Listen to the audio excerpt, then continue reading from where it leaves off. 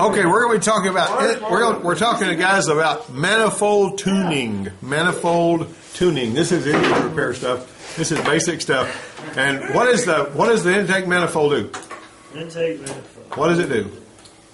Puts air into the system. It provides clean air to the system. It optimizes airflow, and it reduces unwanted induction noise. Now, how does it reduce unwanted induction noise? Baffles. You remember? No, you've seen those little. Have you ever seen those little chambers that are kind of sticking off the side of a air inlet? Yeah, that's what what sound mill is that? Those are actually little sound chambers that keep it from going woo. You know. Keeps it from making whenever you get in it real hard, it'll do that, so they don't want to do that. Well, the main component of the intake air system is the intake air cleaner assembly. Really? Right.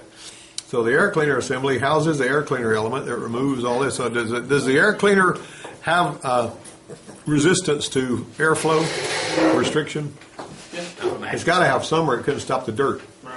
Now, one of the things that I did, these fancy filter chargers that you see, the purple ones that you rewash that cost $60 or $80 and all that. Somebody brought their little Ford Ranger into the Ford place one time. They had a brand new one of them on there. Mm-hmm. It was brand spanking new. This was a new filter. Mm-hmm. And I was had the machine hooked up, and I'm looking at the airflow numbers on with my diagnostic system and all that. And I said, I just wonder how much of a difference this really makes. And so I went into the parts room and I said, let me borrow an air filter for this Ranger out here. And I got an air filter out of the parts room and put it in there, and it flowed air better than that hot rod air filter. But a lot of people believe in those, and I'm not. It's not my purpose to tear those down. But anyway, the fact is, if I'm gonna pay $60 to $100 for an air filter, I better know that it's going to work and not just have a sticker I can put on my bumper. You know where I'm going with that? All right. With all due respect, Everybody riding around town with like a K&N air filter on their truck, and suddenly they're like top hot rodder or something. Yeah, I wonder how that works. Okay, so now the K&N air filters do pay for themselves after about the third washing. I'm not saying they're bad or nothing, but well, cheaper. Yeah, well, you probably pay. It depends on where you buy them. You can buy air filters. I tell you something else too, though. You better get an air filter that's a good one, because a lot of these crummy air filters will look okay out of the box, and then that rubber rib around them will sort of get soft, and it'll droop in, and it'll start letting dirt go by. You know what I mean? And here's something else you need to remember. And I need to tell you this, really important. If you leave an air filter, like the hoses that go on that van, how that goes through that air filter and it curls around, or the air filter will get cracked, or it's not put together good, or something like that. And what happens is, and what we used to see, particularly on these Power Stroke diesels, is they would come in and we would see that the engine was destroyed, and had lots of blow by and all that kind of stuff. You look in your air tube, and there's all kinds of dirt in there, and then you look at your air filter housing, and it was cracked, and they put duct tape on it. Because they didn't want to pay $150 for a new air filter box. So they put duct tape on there, and then they wound up with an $18,000 engine. Outstanding performance. You know what I'm saying? It's the air filter. I'm telling you, if it don't fit right and all that, it's really important to make sure that you put that thing on there right.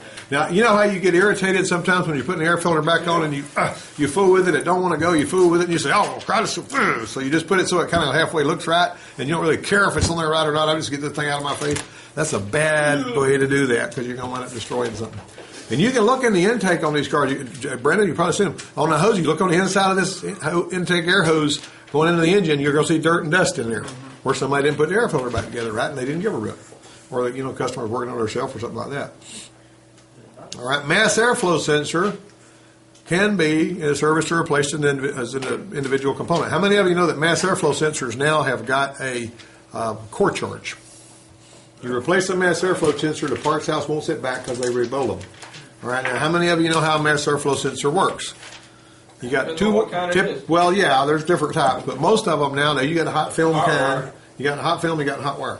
Okay, the hot wire kind is the one that most of them you see. They got two wires in there. One of them measures ambient air temperature, and the other one, the little chip in there, tries to keep that one at 300 degrees more, 300 degrees Celsius, hotter than the ambient air.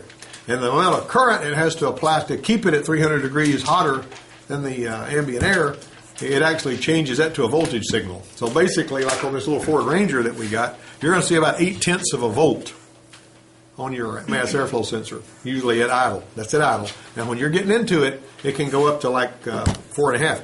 Now, one of the things I've seen more than once, and I actually right here at the there was a Pontiac Aztec belonged to George over there, and it actually it would get about half throttle, and then it would just start losing power. And you couldn't go over 50 miles an hour on it. I mean, wide open throttle. You'd hit wide open throttle, 50 miles an hour is all you could get out of it. Well, I noticed that the mass airflow never would read over about half of what it was supposed to read. And it would run really good up to a certain point, but when you broke past a certain throttle angle, the mass airflow voltage stopped increasing, and the computer stopped adding more fuel. Because it thought, why do I need to do that? So anyway, you unplug the mass airflow sensor and let it substitute all this other stuff, which would be your map and your throttle position and the other algorithms it uses when the mass airflow is unreliable, like if it's unplugged. And it would run like a race car. That thing would just throw you back in the seat. The pulse width was wider and everything else. You can't drive it like that. If you want to have good emissions, you can't leave that like that. But in fact, we put a mass airflow sensor on that and took care of the problem. Air induction resonators can be separate components. Okay, now then, we're going to go down here and look at the, you see, we got pictures up here. What's the main component of the air intake system? You know, said air cleaner. Okay, air cleaner. That's what we said. Make sure everybody knows that. You got that? Air cleaner. All right. All right, now let's look at this illustration right here above. Which of the numbered items is the intake manifold runner control actuator? Which of those items is the intake manifold runner control actuator? Number 2, isn't it? Let's see. No. That's not the intake manifold. That's the idle air control. So it's number 4. 4. 4 is correct. The intake manifold runner control electric actuated system consists of a remote mounted motorized actuator with an attaching cable for each housing on each bank. Now, this one right here, this manifold right here, came off of a Mustang. Now, what am I doing with a brand new manifold off of a Mustang? What am I doing with it? This brand new manifold off this Mustang was actually taken off because they were putting a supercharger on it. And they just didn't need it anymore. They took all this off. Now look what happens whenever I operate this actuator. See this actuator down here? Now when I operate this actuator, look at that. See what it does? That, the computer has to actually energize and drive those plates like that. Now why would you do that? Why would you choke off some of the air like that? Now whenever the computer releases it, it goes back like that. All right, so why would you do that? What's the purpose in that? What good is it? Isn't it to allow more turbulence, more air to come in? Well, faster? what happened? Yeah, well, it's going to choke it all part of the way, and air is going to go screaming through there faster, and so you're going to do better at your lower speeds and everything. More turbulence is going to make it's better emissions, and it helps a little. It helps with a lot of different things. But that right there is an intake manifold. Now, all of them don't work the same way. That little Escort engine that I had out here for so long before we moved it back over has split port induction on it, which was a different kind of intake manifold runner control. Why do a lot of people take those out? They feel like they're smarter than the engineers. But anyway, I tell you what I like to do. I like to leave things like they are. There was a time early in my career when I thought I was smarter than the engineers, and I think part of the thing is you just like jacking around with stuff and changing something because it makes you feel like you've done something. You know what I mean? And I tell you this little story about this guy actually working on his car back in the early 70s when emissions started coming out. And see if you can identify with this. This guy, he's fooling with his car in the backyard. He's got the hood open. He's got the air cleaner off. Let's say his one had a carburetor on it, right? He likes to turn screws and these things happen. So he idles it up just a little bit. All right? Because he said, well, that sounds better to me, so I'm going to leave it idle up a little bit. So then he puts the air cleaner back on, he finishes polishing his chrome, and he's driving around. Well, what he doesn't know is when he idled it up a little bit, he's delivering a little bit of what we call ported vacuum, which is only there when you're cracking off of idle. He's delivering that to the EGR valve, but it's only going to the EGR valve when this little wax pellet sensor in the intake is open. You know, you got going into the water. As soon as the water warms up, that intake little valve opens up and it starts letting air go to the vacuum go to the EGR valve. So the EGR valve on that particular one would work whether you had exhaust back pressure or not, and it starts idling rough. So he's complaining to one of his buddies. He says, my car idles rough. And so they say, okay, well, I'll show you. Let me see if this is what's going on. So he pulls the vacuum line off of the EGR valve, right? So when he pulls the vacuum line off the EGR valve, he actually says, notice that it smooths out. So his buddy puts a BB in there. Boom. And he puts it back on there. And he says, now then, you're running smooth. He goes, yeah, I'm running smooth now. And so, but now that the EGR is not flowing and his exhaust, his temperature of his combustion chamber is up a little higher, he's starting to ping a little bit. Ping, ping, ping, label, rattle, knock, rattle, label. And he says, so he goes back to the same guy and he goes, now I'm labor knocking. What do I do about that? And the guy says, well, what I always do is I retard the timing a little bit. Watch this. Well, so he retards the timing, he drives it. Hey, my labor knock's gone. And then he notices the next time he gasses up, now my gas mileage has gone to crap. What's up with this? Because he's retarded the timing, now he ain't getting good gas mileage anymore. He said, I hate these emission controls. This car is a piece of crap. What's wrong with this picture? He screwed everything up by going in a progression of, making a problem, fixing it the wrong way, fixing that problem the wrong way, and now his gas mileage is going to pot. If you'd have left it alone, it would have been okay. You see what I mean? So He was an idiot. yeah. But you would be surprised. All right. Now then. Now right here, we're going to take. Let's see. It uses a motorized housing aluminum casting with 2 intake air passages. And the first one that I remember seeing an intake manifold runner control on that I ever even heard about it on was the 89 Taurus SHO. Anybody know anything about that car? Nope, that's supposed to be one that'll Single overhead fly, camera. won't it? Huh? That's the one that'll fly, won't it? It would fly. No, it was more to it. That engine was built by Yamaha. Yeah. And it had, and whenever it hit, what does your power curve look like on a normal engine? It goes up to about 3,600 RPM and then it starts dropping off with the horsepower, right?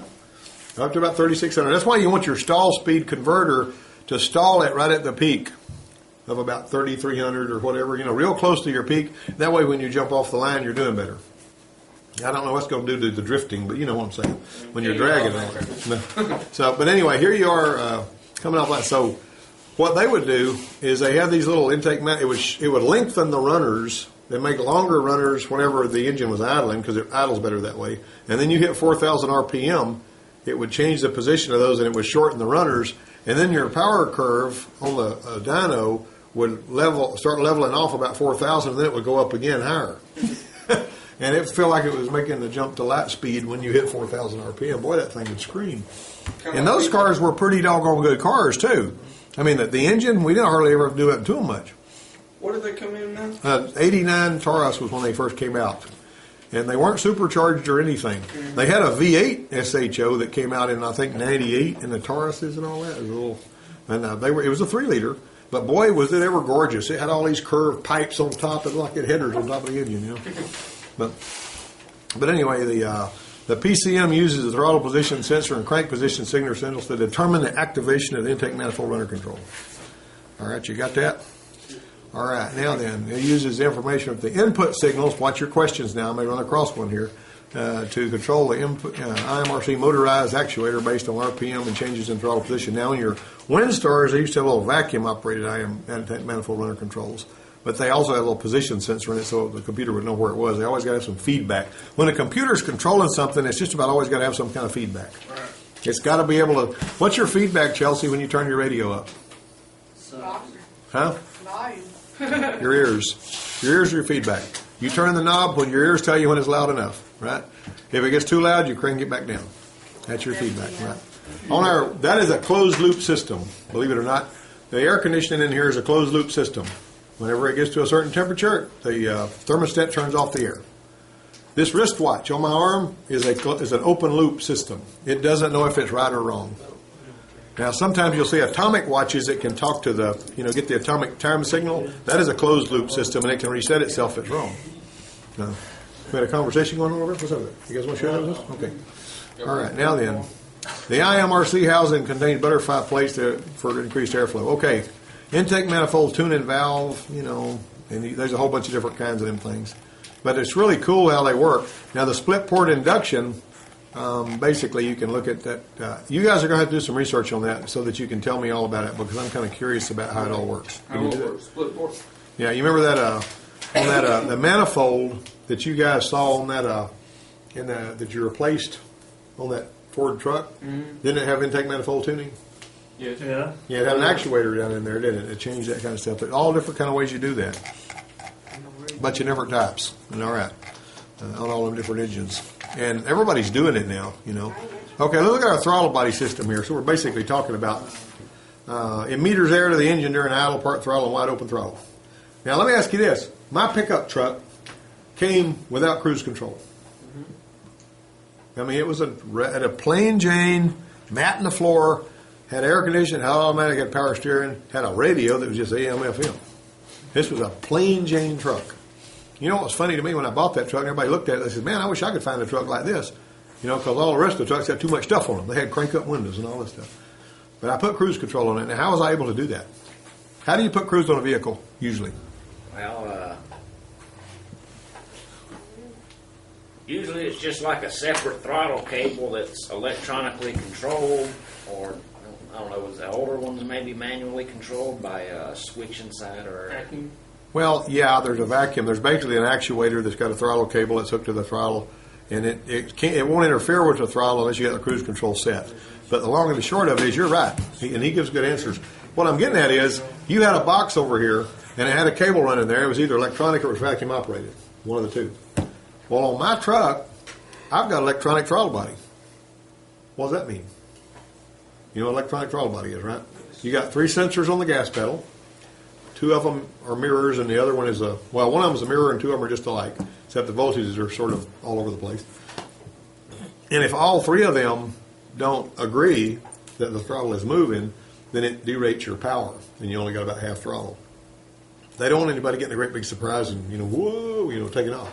The electronic throttle body, usually, and then you have to replace those every now and then because they just get to where they won't do anything except idle, and that's usually related to the sensor feedbacks, or if you got wire harness issues, it can cause that too. Or somebody tries to push it open.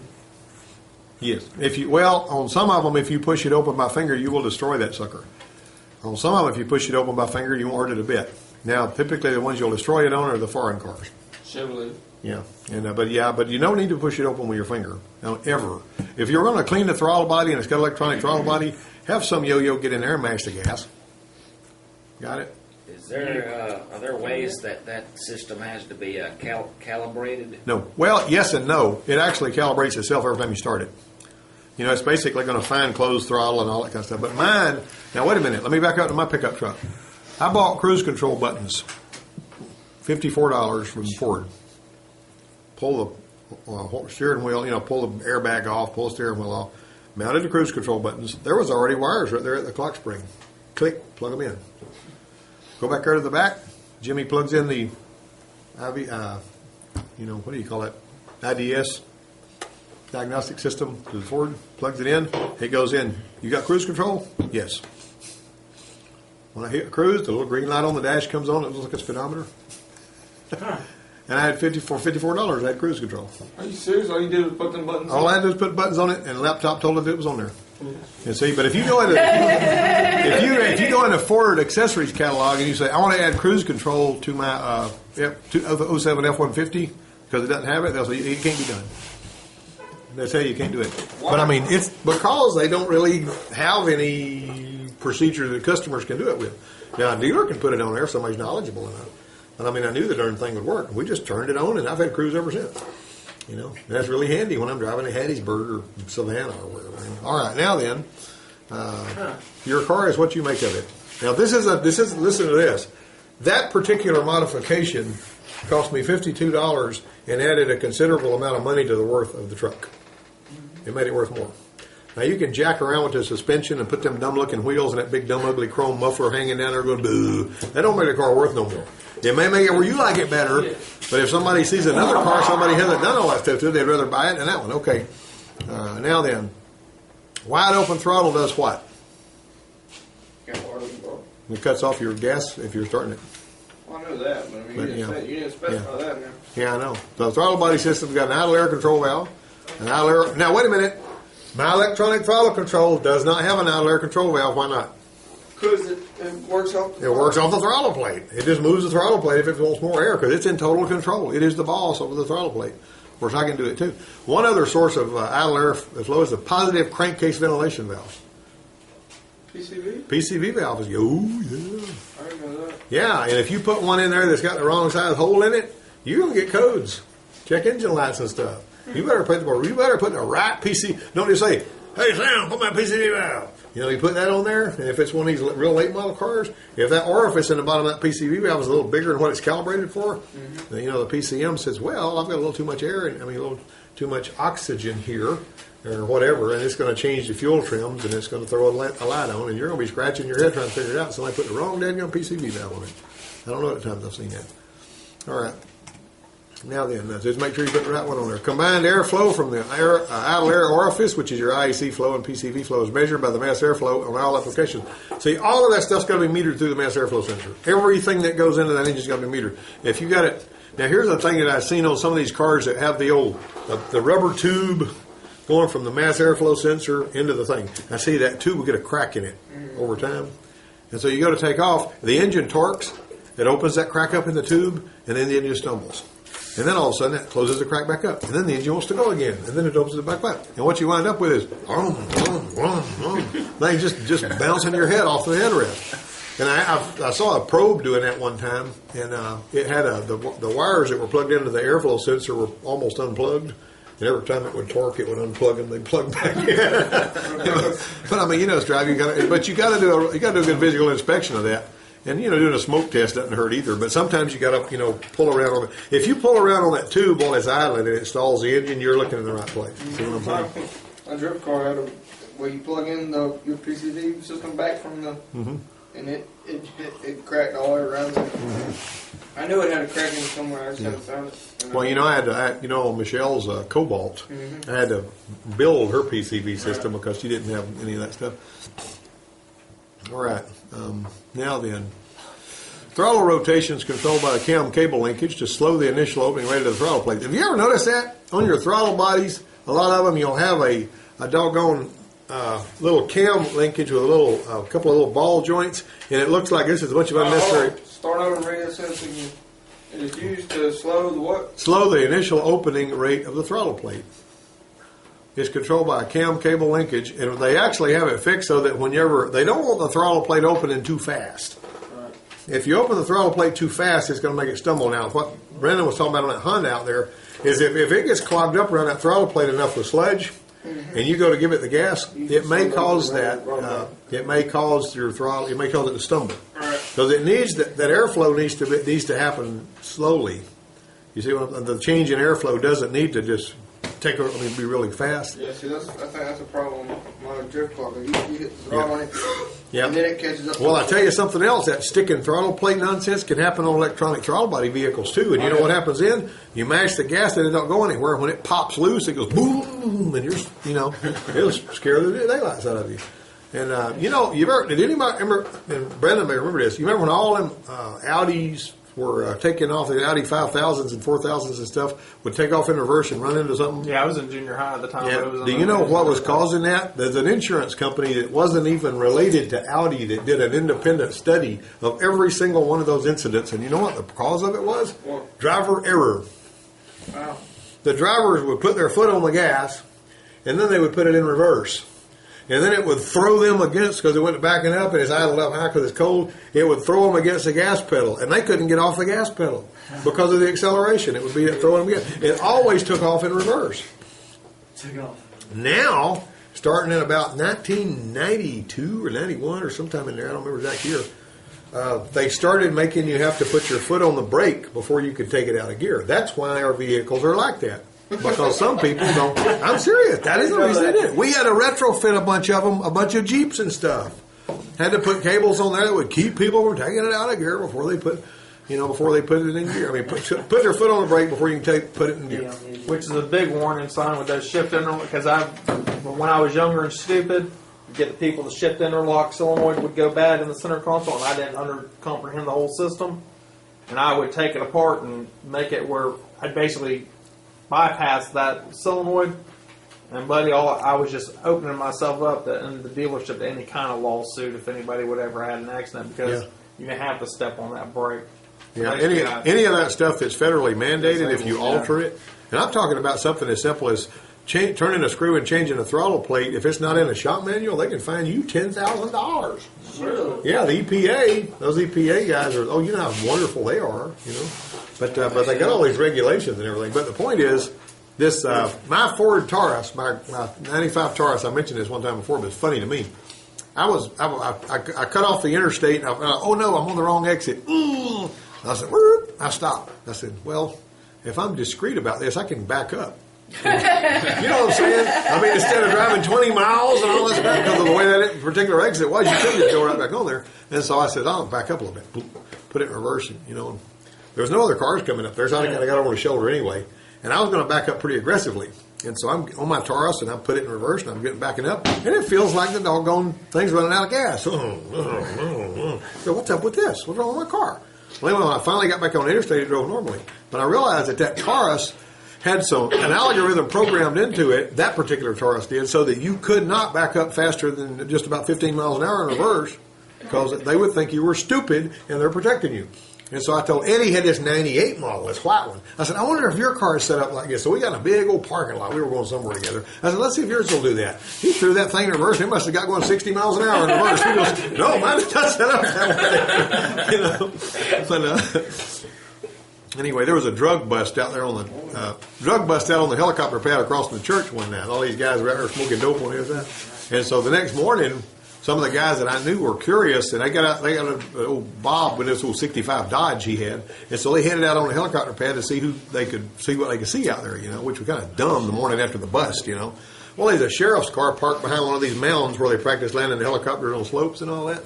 And there's this guy, the cops up on top of there. When they saw him, they said, oh no, there's a guy on top of the hill. And he stood up, and there was a patch on his shoulder. They said, he's a cop. So they put it in reverse, and this sheriff's car comes peeling out from behind this mound, and Bob throws the Dodge in reverse, and he outruns the cop car all the way across the helicopter pad in reverse. He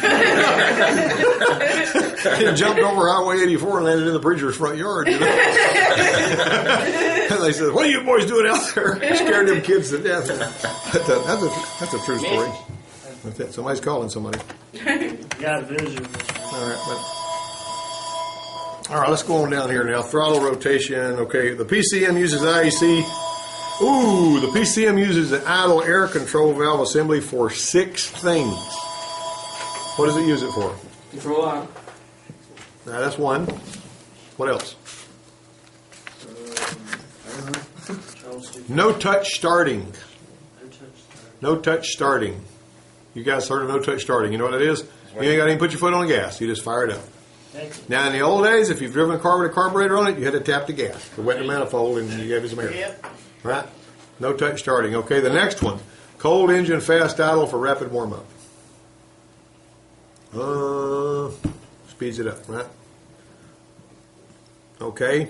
It corrects for engine load, which is what you were saying, idle speed control. Give me an example of an engine load where it would need to correct.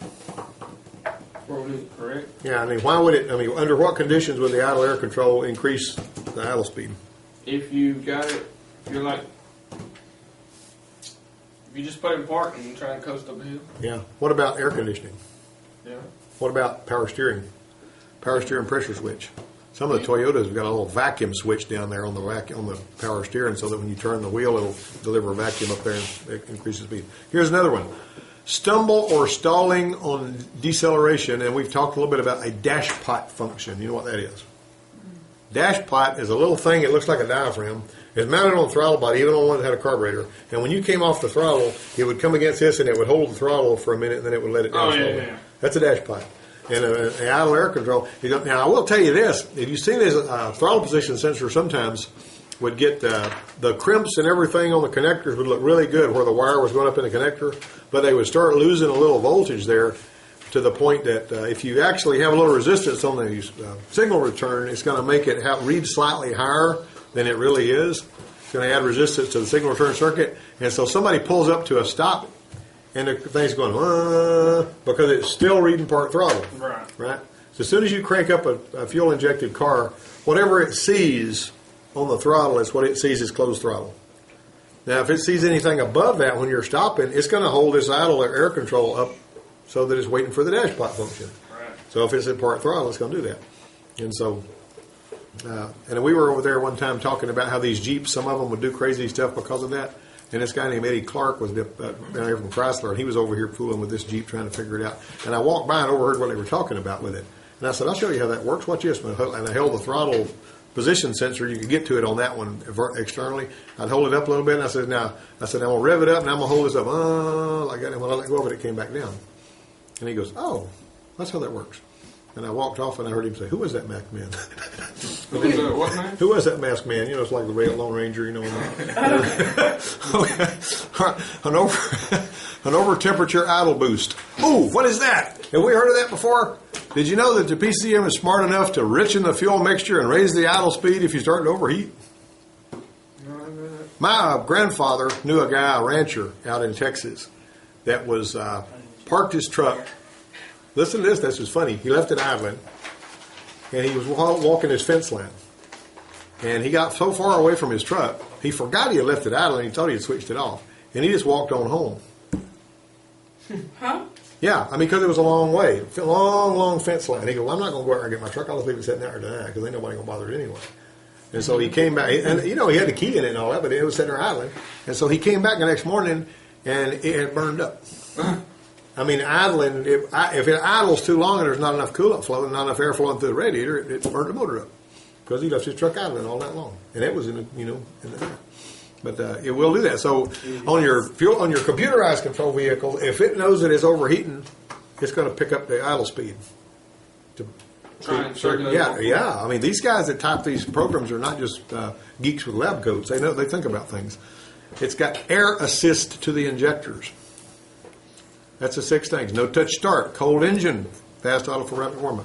Idle, stumble or stalling on deceleration. In other words, it prevents that. And then you got over temperature idle boost. And you got your air assist to the injectors. That's what you're going to put down there. The throttle body housing assembly is a single piece of aluminum casting on most vehicles with an air passage and a butterfly throttle plate with linkage mechanism. When the throttle plate is in the idle or closed position, the throttle lever arm should be in contact with the throttle return stop. That's where the screw is, right? That's the screw you're not supposed to jack around with. If it's not in a book to turn that screw, you don't turn that screw. And some people that couldn't turn the screw because they got it Loctited in there will take their pliers and bend the little tab, and stuff like that. So is it legal to pull that screw if you do it on your own vehicle? Or? Yeah. Well, what they'll do is they lay the smack down on you no matter who you are. Hey, stop all that. What's going on with that? Mike keeps calling you. Yeah. Why don't you put your ringer on vibrate so we don't have to listen to that? That's not me, that's you. Yeah. That ain't me. That ain't me. I don't know. Is that your phone? Whose phone is that? All right. Mine's going to buzz in my pocket if it rings. I know it ain't my phone because mine don't ring that yet. That's a wussy sounding ring. You need to put Thunderfoot on there or something. All right. Okay, now then, to minimize the closed plate airflow, a special coating is applied to the throttle plate and helps seal the area, and that also makes it resistant to intake sludge. Intake sludge. A lot of what people sell nowadays, the upsell part of it, I don't know if y'all do that over where you're at, is upper intake cleaning. Mm-hmm. You got a little thing, it mists in there and all that, and I used to use some of the intake cleaner from Ford to do that. Okay, now idle air control is mounted on the throttle body assembly, and it bypasses the doggone, let me make sure that. It's got a preset stop to locate the wide open throttle position. That's what I was trying to say. An air supply channel upstream of the throttle plate gives fresh air to the PCV system. Now, let me ask you this. On your PCV system, you know how it's piped, right? Mm-hmm. It's got a vacuum line coming to the intake. It's pulling air out of the intake, and on the other side of the intake, you got a hose that's going where? Before the max airflow. Yeah. No, it's not going to go before it. Because that would be unmetered air. Oh, yeah. Right after the mass airflow. Now, you know what they did? Think about this. Now, before they had mass airflow sensors, they pulled it right out of the air cleaner area, but they have a little foam filter in there so it wouldn't pull dirt in. Now, they need that air to be metered, so they're pulling air out of the intake stream between the mass airflow sensor and the throttle body. Right. That's how they're doing it now. That's just the way that they decided to do that. That's just a smart way to do it. A lot of times, if you think about this stuff, you can figure it out. Why they did it. A sealant coating on the throttle plate and the throttle bore makes the throttle body air tolerant to the intake sludge, and we know about all that. I mentioned that earlier. Okay, now then, let me see which question we're on. I want to make sure we got this. 5. Oh, yeah. 5. What is this doggone thing? Looks like idle air control. Idle air control is absolutely right. You notice it's got a vent on it? Now, if you smoke test an intake, you may see some smoke coming out of that vent. That does not mean that's a problem because you're going to see that happen. Got it? The powertrain control module uses 2 input signals to determine activation of the IMT valve system. I talked about those earlier. Were you guys listening? What were they? You remember?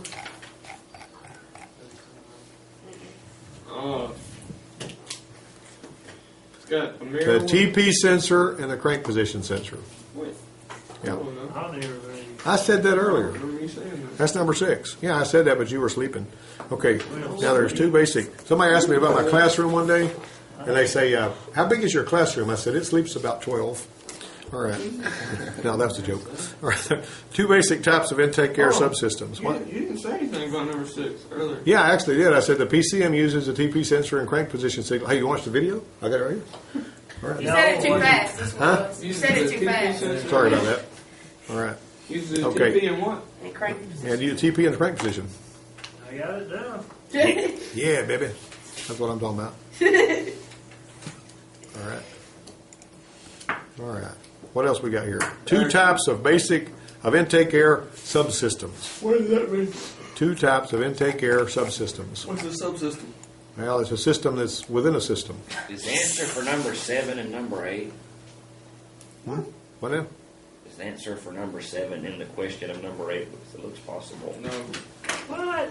You crazy. Intake manifold runner control, electric actuated system, and intake manifold tuning valve. Those are the 2 answers for number 7, right? What was the first one? And the first one is intake manifold runner control. That's IMRC if you're left-handed. I'm And- touching All right, then. That's good. I see you writing over there. You know why left-handed people always have their hand curled all the way around? So they can see what they're writing. They cover it up when they're writing it if they don't. And some of them can just you. write. What? Yeah. All right. I believe it. He's a southpaw. I bet he even swings a bat this way, don't you? I could run Do you swing a bat this way? Left-handed? Southpaw, southpaw. All right.